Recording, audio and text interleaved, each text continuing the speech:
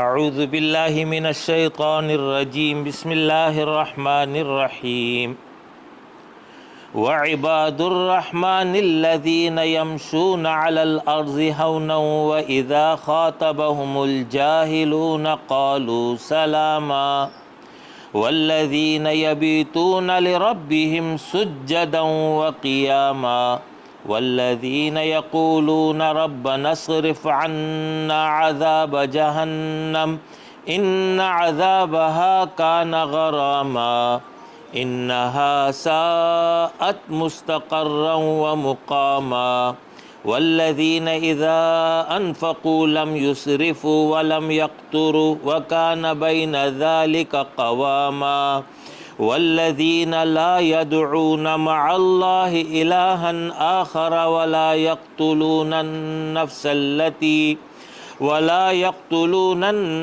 التي حرم اللہ الا بالحق ولا يزنون ومن يفعل ذلك يلقى أثاما يضاعف له العذاب يوم القيامة ويخلد فيه مهانا إلا من تاب وآمن وعمل عملا صالحا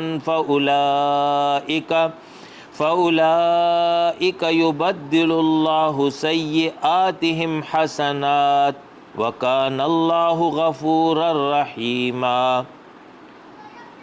ومن تاب وعمل صالحا فإنه يتوب إلى الله متابا والذين لا يشهدون الزور وإذا مروا باللغو مروا كراما والذين إذا ذكروا بآيات ربهم لم يخروا عليها صما وعميانا والذين يقولون ربنا هب لنا من أزواجنا وذرياتنا قرة أعين واجعلنا للمتقين إماما أولئك يجزون الغرفة بما صبروا ويلقون فيها تحية وسلاما خالدين فيها حسنت مستقرا ومقاما قل ما يعبأ بكم ربي لولا دعاؤكم فقد كذبتم فسوف يكون لزاما۔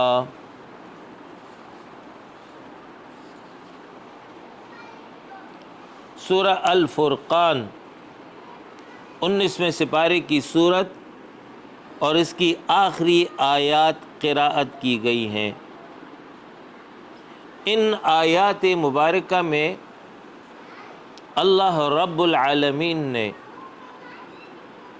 اپنے محبوب پسندیدہ بندوں کی چند صفات بیان کی ہیں اور ضمناً نافرمان اور باغی بندوں کا بھی ذکر ہوا ہے، اور دونوں کے لیے جزا اور سزا اس کا ذکر ہوا ہے۔ پہلی قسم کے لوگوں کے لیے جنت اور دوسری قسم کے لوگوں کے لیے جہنم کا ذکر آیا ہے۔ یہ سورت مکی سورت ہے، دور مکہ میں نازل ہوئی۔ اس پس منظر میں ان صفات کا بیان ہے۔ ارشاد فرمایا وعباد الرحمن، اور رحمان کے بندے۔ یوں تو سارے ہی بندے رحمان ہی کے ہیں، اس لیے کہ خالق وہ ہے، مالک وہ ہے، بادشاہ وہ ہے، تو پھر سارے ہی مخلوق اسی کے بندے ہوئے۔ ابو جہل بھی اس کا بندہ ہے، ابو بکر بھی اس کا بندہ ہے، لیکن اس جگہ مراد عباد الرحمن سے اللہ کے وہ بندے ہیں جو اللہ کو محبوب ہیں، جن سے اللہ محبت کرتا ہے، جو اللہ کے وفادار تابعدار اور مخلص ہیں، ان کا ذکر ہو رہا ہے۔ فرمایا کہ رحمان کے بندے وہ ہیں الذین یمشون علی الارض ہونا، جو زمین پر نرم چال چلتے ہیں۔ پہلی صفت بیان کی جا رہی ہے، کسی بھی انسان کو ابتدائی مرحلے میں جانچنا ہو تو اس کی چال ڈال کو دیکھ کر اندازہ لگا لیا جاتا ہے کہ یہ کس قسم کا انسان ہے۔ شریف آدمی کی چال اور ہوتی ہے، متکبر شخص کی چال اور ہوتی ہے، مکار شخص کی چال اور ہوتی ہے۔ اسی طریقے سے مختلف صفات کے حاملین ہر ایک کی اپنی چال ہوتی ہے، جس سے اندازہ ہو جاتا ہے کہ یہ کس نوعیت کا انسان ہے۔ تو رحمان کے بندوں کی صفت یہ بیان کی جا رہی ہے کہ ان کی چال نرم ہوتی ہے، متکبر نہیں ہے، اکڑ کر نہیں چلتے ہیں، بلکہ ایک شریفانہ انداز میں باوقار طریقے سے یہ چلتے ہیں۔ نبی اکرم صلی اللہ علیہ وسلم کے بارے میں آتا ہے کہ آپ صلی اللہ علیہ وسلم کی چلنے کا طریقہ یہ تھا کہ چھوٹے چھوٹے قدم رکھتے تھے اور زمین پر پاؤں جما کر رکھتے تھے، اور اس طرح محسوس ہوتا جیسے اوپر کی جانب سے نیچے کی جانب آپ آ رہے ہوں۔ تو یہ چال ہے۔ یہاں پر ہونن فرمایا گیا ہے، ہونن یعنی نرم انداز، اور ایک ہے ہونن۔ ہونن کہتے ہیں ذلت اور کم ہمتی اور پستی کی کیفیت۔ تو جس طرح متکبرانہ چال منع ہے، اسی طرح وہ چال بھی منع ہے جس میں ایک انسان حقیر اور ذلیل نظر آئے۔ رحمان کے بندے ان دونوں سے پاک ہوتے ہیں، وہ اس شریفانہ انداز میں اپنی رفتار رکھتے ہیں۔ وَإِذَا خَاطَبَهُمُ الْجَاهِلُونَ قَالُوا سَلَامًا۔ دوسری صفت ان کی بیان کی گئی کہ رحمان کے بندے وہ ہیں کہ جب جاہل لوگ ان سے باتیں کرنے لگتے ہیں، قالو تو کہہ دیتے ہیں سلامن، سلام ہے۔ جاہل سے مراد وہ لوگ ہیں جو کج بحث ہیں، جو بلا وجہ کسی بات کو بس طول دینا چاہتے ہیں اور فضول گفتگو کرتے ہیں، نہ تو ان کا مقصد بات کو سمجھنا ہوتا ہے نہ سمجھانا ہوتا ہے۔ تو رحمان کے بندے ایسے لوگوں پر وقت ضائع نہیں کرتے، بلکہ شریفانہ انداز سے ان کو سلام کہہ کر کے وہاں سے رخصت ہو جاتے ہیں۔ دوسرا مفہوم مفسرین نے یہ بیان کیا ہے کہ جاہل سے مراد وہ ہیں جو اللہ کے دشمن ہے، پیغمبر کے دشمن ہے، دین کے دشمن ہے۔ تو وہ جو ہے جب کفر یا کلمات بلند کرتے ہیں، باطل نظام کی بات کرتے ہیں، تو اس کے بالمقابل اللہ کے جو نیک بندے ہیں وہ توحید کی بات کرتے ہیں، وہ سلامتی کی بات کرتے ہیں، ان کے سامنے حق کو بیان کرتے ہیں، دنیا کو بتاتے ہیں کہ فلاح اور کامیابی اللہ کی اطاعت میں ہے۔ والذین یبیتون لربہم سجدا وقیاما۔ تیسری صفت ان کی بیان کی گئی کہ رحمان کے بندے وہ ہیں جو اپنے رب کے سامنے سجدے اور قیام کرتے ہوئے راتیں گزارتے ہیں۔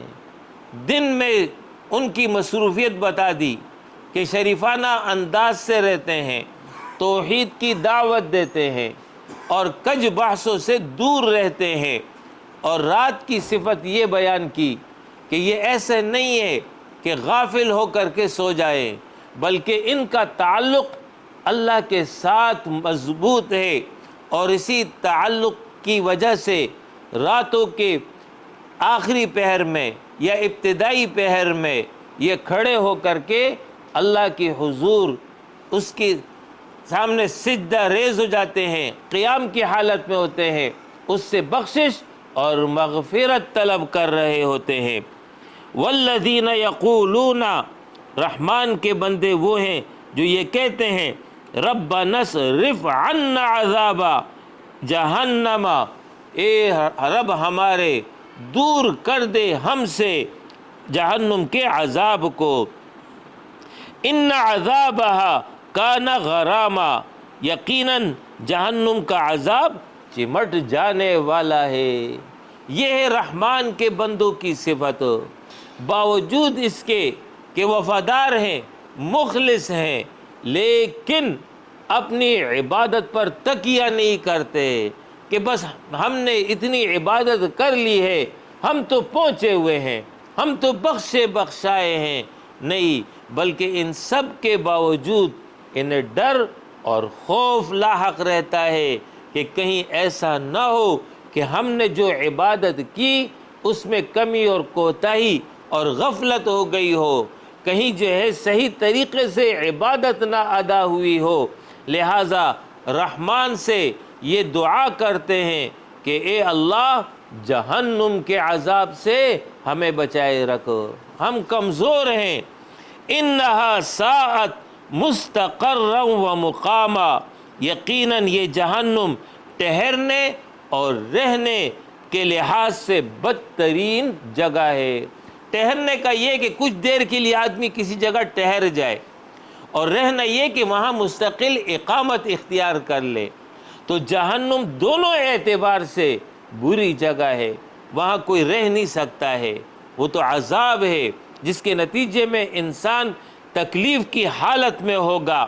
والذین اذا انفقوا لم یسرفوا ولم یقتروا وکان بین ذلک قواما، رحمان کے بندوں کی صفت یہ ہے کہ جب یہ خرچ کرتے ہیں، لم یسرفوا تو اسراف نہیں کرتے، ولم یقتروا اور نہ ہی بخیلی کرتے ہیں، وکان بین ذالک قواما، بلکہ ان دونوں کے درمیان معتدل طریقے پر خرچ کرتے ہیں۔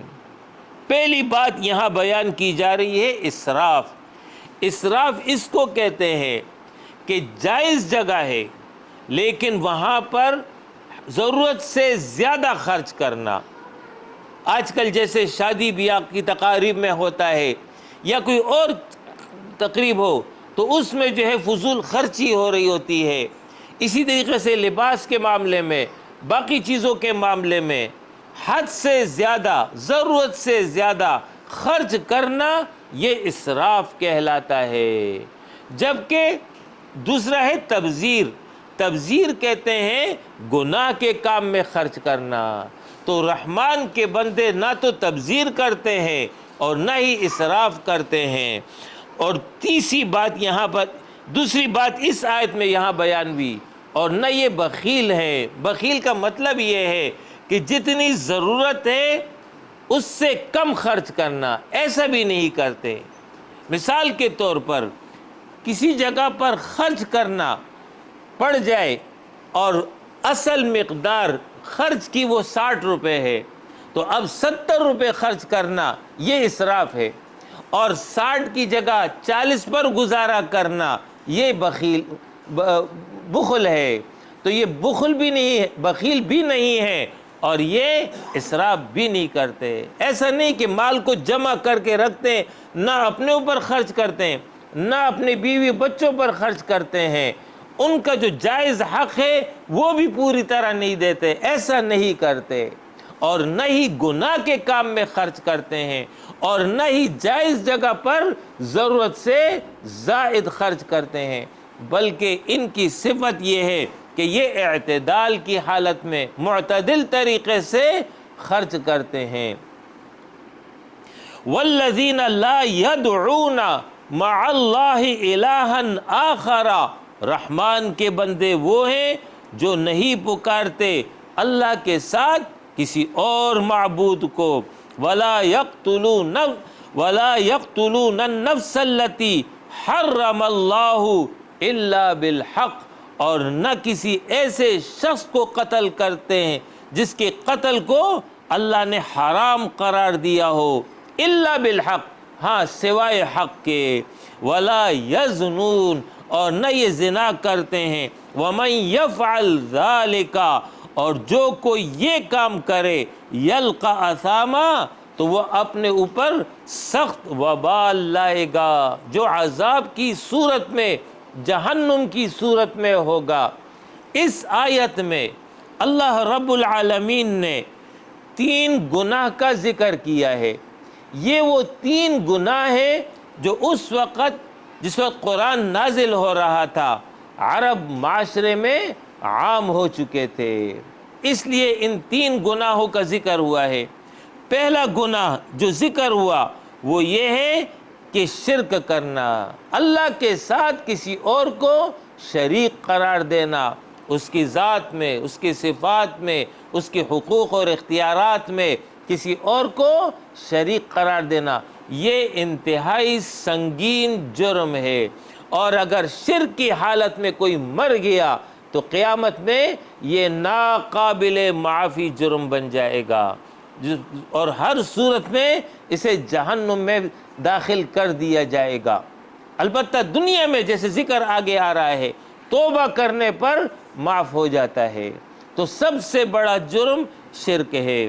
تو شرک کے حوالے سے فرمایا جا رہا ہے رحمان کے بندے شرک سے دور رہتے ہیں، اللہ واحد لا شریک ہے، صرف اسی کی عبادت کرتے ہیں، اس کے ماں سوا کسی اور کی عبادت نہیں کرتے۔ دوسرا یہاں بیان ہوا وَلَا يَقْتُلُونَ النَّفْسَ الَّتِي حَرَّمَ اللَّهُ، اور کسی ایسے نفس کو قتل نہیں کرتے جس کے قتل کو اللہ نے حرام قرار دیا ہو۔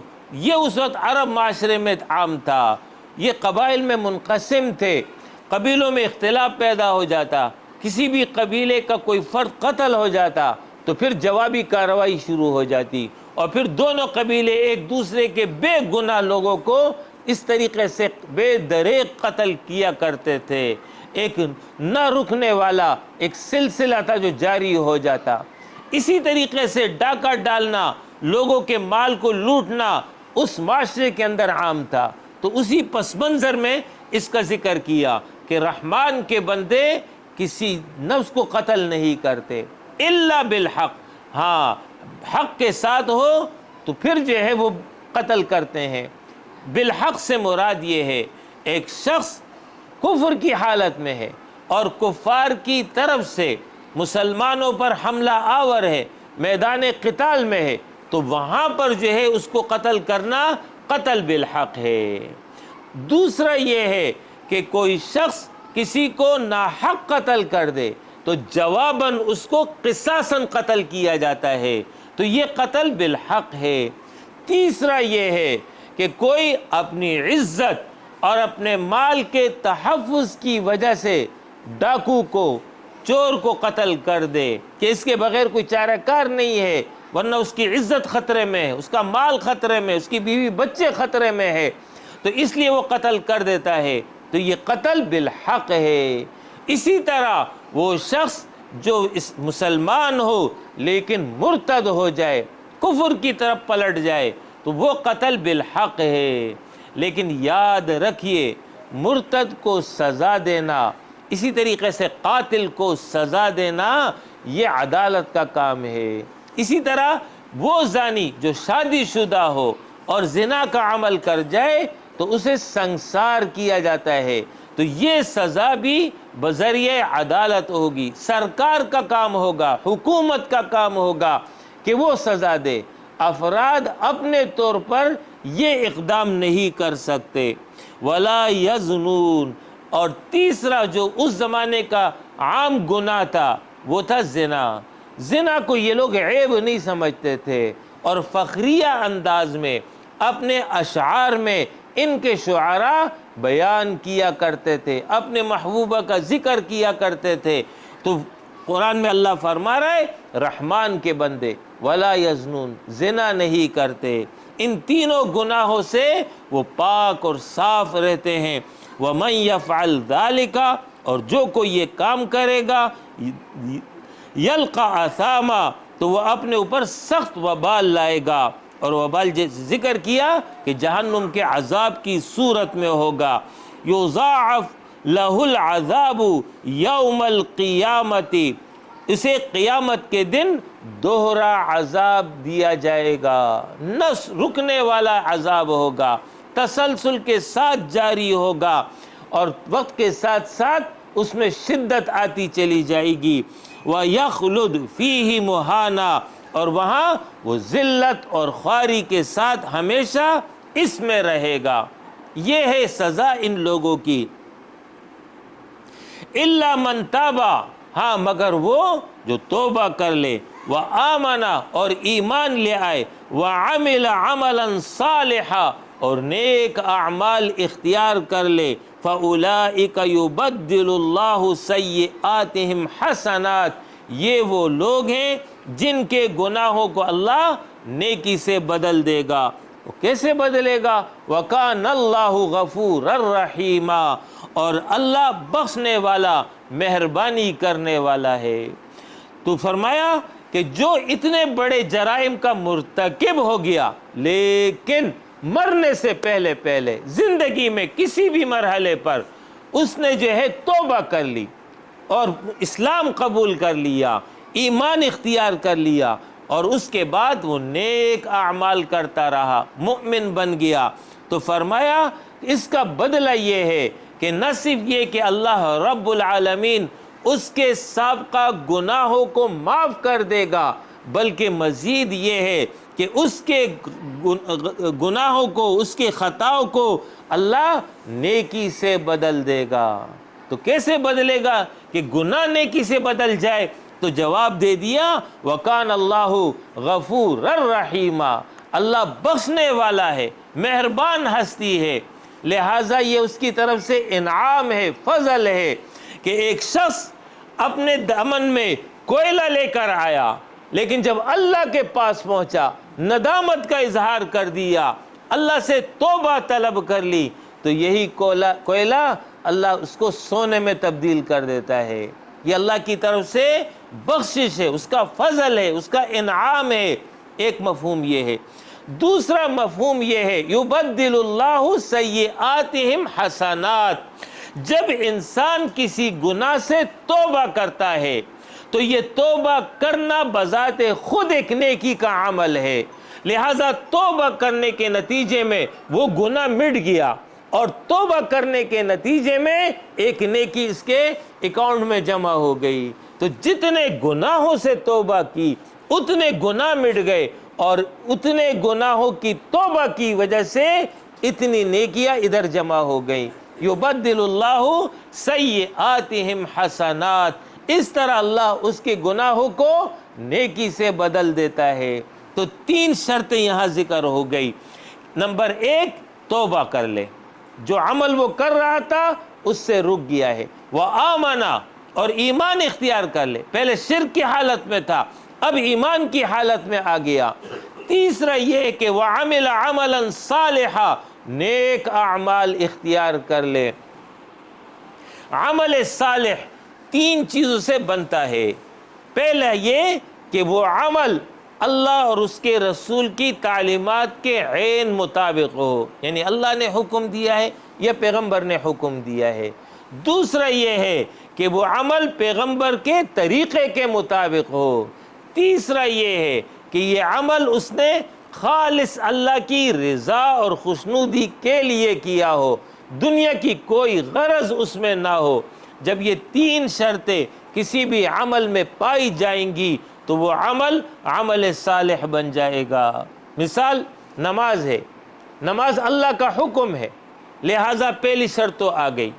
دوسرا یہ کہ پیغمبر کا طریقہ ہو، تو پیغمبر کا طریقہ یہ ہے کہ مغرب کی نماز 3 رکعت ہے، لہٰذا 3 رکعت پڑھے گا، نہ 2 پڑھے گا نہ 4 پڑھے گا، 3 ہی پڑھے گا۔ اور تیسری شرط یہ ہے کہ مغرب کی نماز اس نے اللہ کی رضا اور خوشنودی کے لیے پڑھی ہو، کہ کوئی اور غرض نہ ہو۔ جب یہ 3 شرطیں ہوں گی یہ عمل عمل صالح بن جائے گا۔ تو فرمایا کہ توبہ کر لے، ایمان اختیار کر لے اور نیک اعمال اختیار کر لے، تو اس کا بدلہ یہ کہ اس کے پچھلے گناہوں کو نہ صرف یہ کہ معاف کر دے گا بلکہ اس کو نیکیوں سے بدل دے گا۔ وَمَن تَابَ وَعَمِلَ صَالِحًا فَإِنَّهُ يَتُوبُ إِلَى اللَّهِ مَتَابًا، اور جو شخص توبہ کرے اور نیک عمل کرے تو وہ حقیقتاً اللہ کی طرف سچا رجوع کرتا ہے۔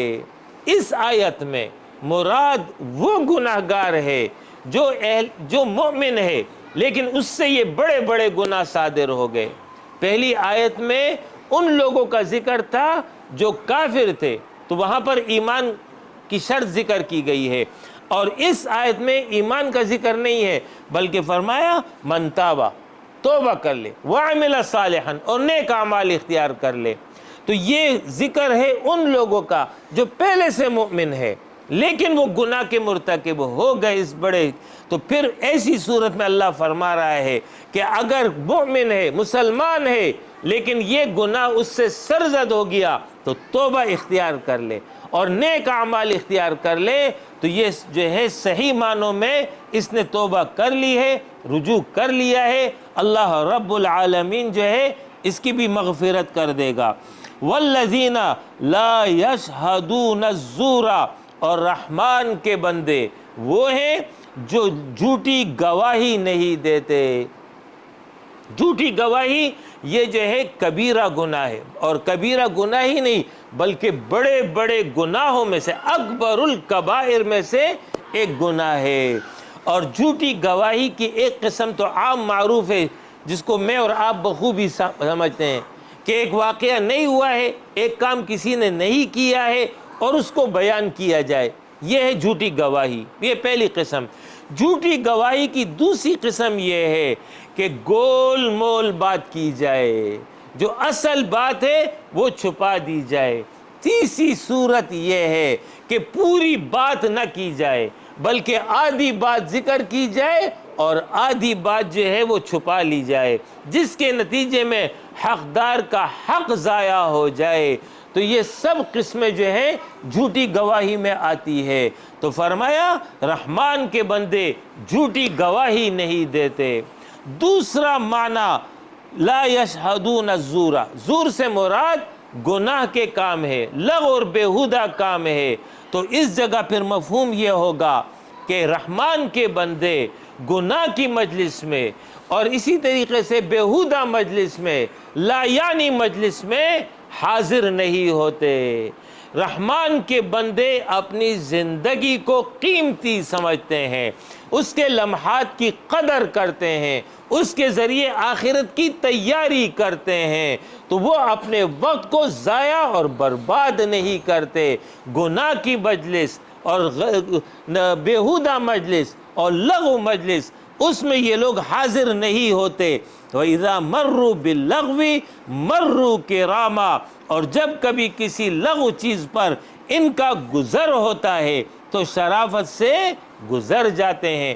مطلب یہ ہے کہ یہ کسی ایسی مجلس کا حصہ تو نہیں بنتے، لیکن کبھی اچانک ایسی مجلس ان کے سامنے منعقد ہونا شروع ہو جائے تو یہ وہاں سے اٹھ کے چل پڑتے ہیں، اس کا حصہ نہیں بنتے۔ کسی جگہ سے گزر رہے اور وہاں یہ سب کچھ ہو رہا ہو تو شریفانہ طریقے سے وہاں سے گزر جاتے ہیں، تماشا نہیں کرتے کہ ہم بھی ذرا دیکھیں کیا تماشا لگا ہوا ہے، بلکہ اس سے کنارہ کش ہو جاتے ہیں۔ والذین اذا ذکروا بآیات ربہم، اور رحمان کے بندے وہ ہیں جب انہیں نصیحت کی جاتی ہے ان کی رب کی آیات کے ذریعے، یعنی قرآن ان کے سامنے پڑھا جاتا ہے، قرآنی آیات ان کو سنائی جاتی ہے، تو ایسے موقع پر رحمان کے بندوں کی صفت یہ ہوتی ہے لم یخروا علیہا صما وعمیانا، تو وہ اندھے اور بہرے ہو کر کے اس پر نہیں گرتے۔ مطلب آیت کا یہ ہے کہ جب قرآن کا کوئی حکم آ گیا تو اس صورت میں یہ اس پر غور کرتے ہیں، تدبر کرتے ہیں، اس کے حکم کو سمجھنے کی کوشش کرتے ہیں، پھر اس کے مطابق اپنی زندگی بناتے ہیں۔ نہ یہ کہ قرآن کی آیت سنائی جا رہی ہو، اللہ کا حکم سنایا جا رہا ہو، انہیں دین کی طرف بلایا جا رہا ہو، اور وہ اس کو سنی انسنی کر دے اور اس کے سے اعراض برتنا شروع کر دیں اور اس کو اپنے لیے بوجھ محسوس کرنا شروع کر دیں اور اس سے جان چھڑانے کی فکر کرے کہ یہ کس وقت اس نے دعوت شروع کر دی ہے، یہ تو اس وقت رنگین محفل ہے، عیاشی کی محفل ہے اور مزے اور چرچے کی محفل ہے، یہ کون سا تذکرہ لے کے بیٹھ گیا ہے؟ آخرت کا، جنت کا، جہنم کا، قبر کا، عذاب کا، یہ کون سا تذکرہ لے کے بیٹھ گیا ہے؟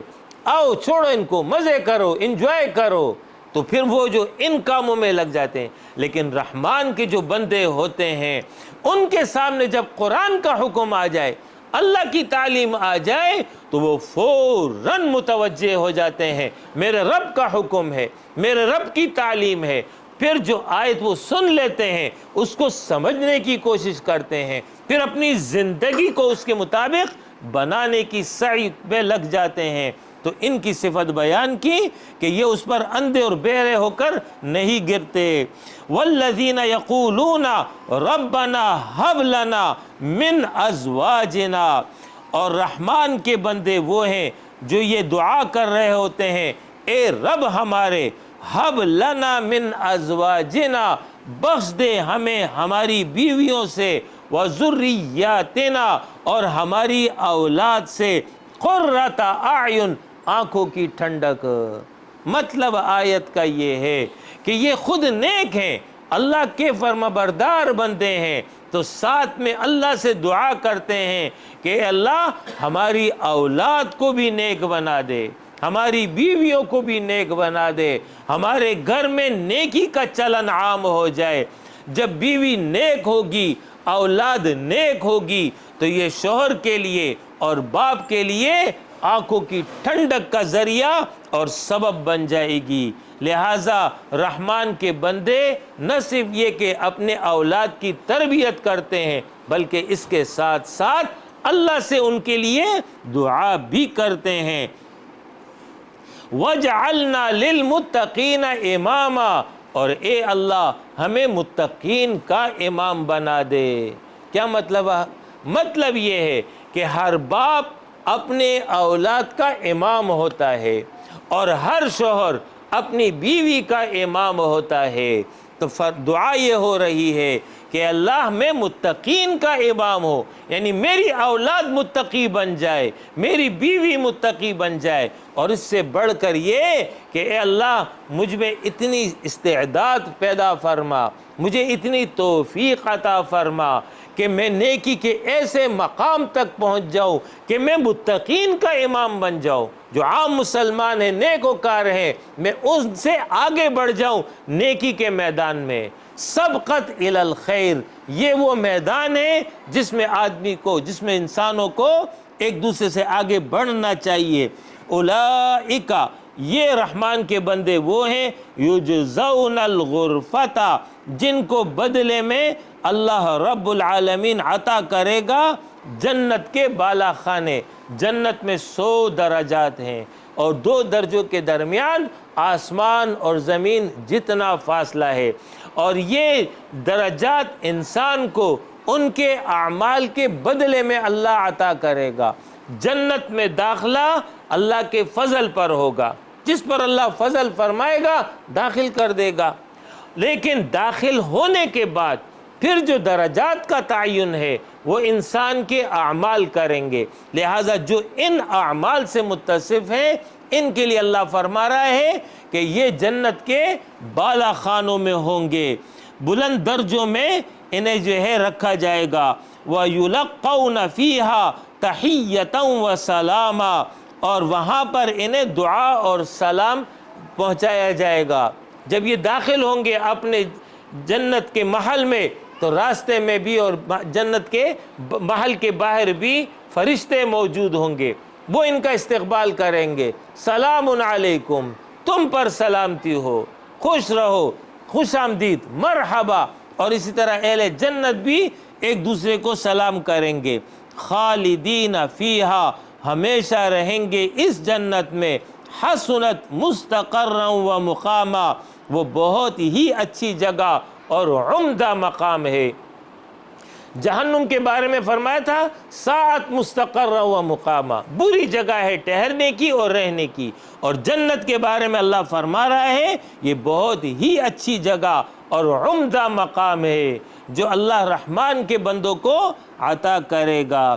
خالدین فیہا، ہمیشہ ہمیشہ کے لیے اس میں رہیں گے، ایک دفعہ داخل تو پھر ہمیشہ کے لیے داخل، جس عمر میں داخل اور جس کیفیت میں داخل اسی عمر اور اسی کیفیت، یعنی جوان داخل ہوں گے تو جوان رہیں گے، سدا بہار جوانی ہوگی، وہاں پر ضعف اور بڑھاپا اور کمزوری اور بیماری کچھ بھی نہیں ہوگا۔ قل، آپ کہہ دیجئے، ما یعبأ بکم ربی، کہ تمہارے بارے میں اللہ کو کچھ بھی پرواہ نہیں ہے، لولا دعاؤکم، اگر تم اللہ کو نہ پکارو، فقد کذبتم، پس سو تم نے جھٹلا دیا، فسوف یکون لزاما، اس کی سزا تمہیں چمٹ جانے والی ہے۔